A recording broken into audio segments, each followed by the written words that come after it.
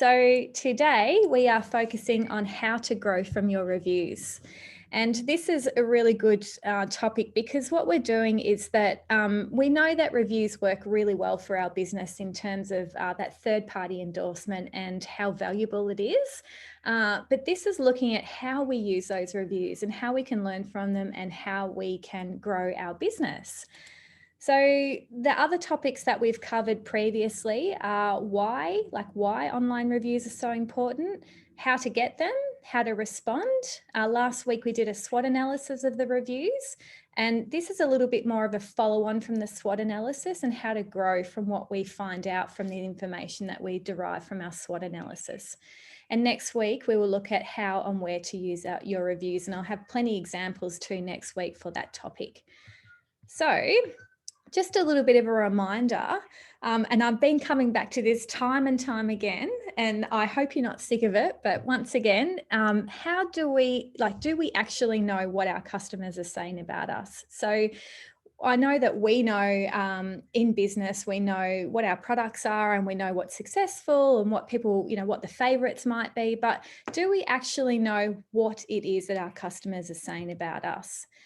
So do you know what they value in your product? And do you know also what can be improved? So these are the things that we sometimes can forget about, is looking from that customer perspective and knowing what is of value and also the areas for growth too. So identify what customers are saying about us and how do we do this? So of course, yes, we're using our online reviews. And if we perform a SWOT analysis on them, then it's going to give us really, really valuable customer insights. So it's going to give us keywords to use for our content on all of our digital platforms. We'll notice that when we look at TripAdvisor, even sometimes with our Google My Business listings, we can start to see a bit of a word pool that's forming of what people are talking about. And these words here is of what can be really, really valuable for us. It's a great insight into what it is that is of value to our customers. So it can also provide an opportunity for insight to improve our ratings as well. And the most important thing from having this feedback from our customers, from our reviews, it can help us to formulate, refine, and refresh our products. So today we're going to be looking at how we do this. So first of all, why? Why should we do this? So did you know that research shows that when you create remarkable experiences, like experiences of customer service, that your customers want to remark on their reviews and social media posts, you are meeting and exceeding their expectations. So research also shows that when we do not meet the expectations of our customers, that is when they're inclined to leave negative feedback. So we haven't met our promise to them based on what they read on our website or other marketing materials. So by really taking note in this session, what we're going to be doing is that we're drawing out from our customers, from our reviews, what it is that they value. And then we're also going to be looking at what it is that we say ourselves about our product and making sure that they're really in line with one another. So we aren't sending mixed messages about what we're delivering as in comparison, or saying about what we're going to be delivering in comparison to what we're actually delivering. So when we identify our strengths in our feedback, what we do is by understanding what it is that our customers are praising in us, we really want to take those words that we have identified, like the constant repetitive words and what people are talking about. And we want to go to our website content and make sure that we're using these words and what it is, the strengths and of our message, and make sure it's really clear in what we deliver. So we're making sure that the keywords are used in our website content.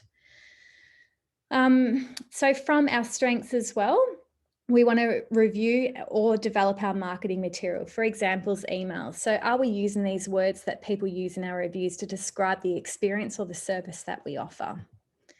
And We also, by identifying our strengths, we incorporate these golden words into our social media posts as well. So we're looking at all of our communication channels on all different platforms. So our website, our marketing, and also our social media. So these golden words that we've identified, we want to make sure that we're using these words in all of our communications. So what we're delivering aligns with what people are saying about us. So ensuring that our messaging around the product we deliver is uniform, concise, and on point as to how people describe our experience or our customer service. So using our feedback to improve. So when we identify our weaknesses in our SWOT analysis, what we can do is we can clear up any messaging that may confuse our audience. So if you can identify that there's some weaknesses there, that people might be suggesting that they thought this or they thought that, but so and so, then we can clear up those areas of messaging that we are using on our communication channels. And we can also create a strategy for improving identified weaknesses. So say, for example, if you are running a cafe or a restaurant and you notice that there starts to be a little bit of a trend around people talking about maybe possibility the sizing of meals. And I've had this before in a coaching session where a lot of the feedback that was coming in that wasn't so good feedback was about the sizing of the meals. So a way of addressing that was to refine the message that we use in the menu, or the message that the clients were using in their menu. So it was more the words that they were using to describe their meals was more of a delicate approach and fine, and using those words that can really help form that picture of what is going to be on the plate at the time when it comes when it lands on their table. So we can also brainstorm with our team or our business partner, or even just with a piece of paper if you're a one-man band, to help further develop our product. So once again, taking that feedback that we've got, all the weaknesses that we've got, and turning it around and using it to improve and develop what it is that we're delivering.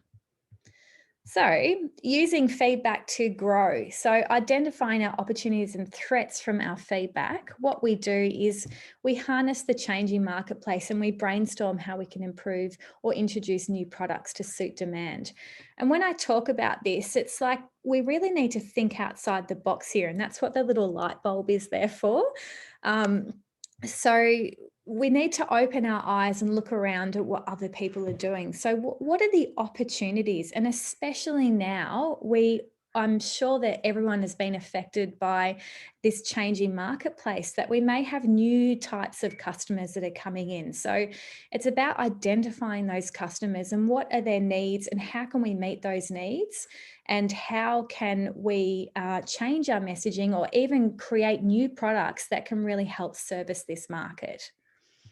So how can we harness demand and diversify our product?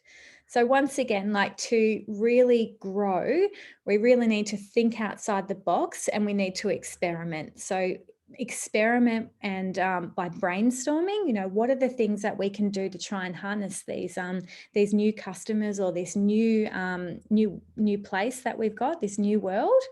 And then most importantly, we really need to measure our success too, or our failures. So that way we can identify what's working and what isn't working and even grow further. So I've got a few action items for you today, and that is, so using your reviews, identify positive keywords that reviewers are mentioning in their feedback. So we go back to our most used review platforms, and that will vary for each business. And we're looking at what are those common words that people are talking about. And then we're going to bring up our website. And we're going to go over that. Like, this is from an experience point of view too. So we're really stepping out of the business owner perspective, and then we're really looking at from that customer's perspective. So we're going to be navigating our site and reading the content as if we are in the shoes of a potential customer or the customers that you already have. And does it reflect we're going to be looking at both sides. So what people are saying about us, is that message really well conveyed in our the content and what we've written on our website and what we're delivering, we're promising on our what we're delivering. So if you were to think outside the box, so thinking about your customers and what they value, what could you do, improve, or invent that could really excel your business? Have a good Friday. Have a great weekend. Thank you. Thanks for joining me. Bye.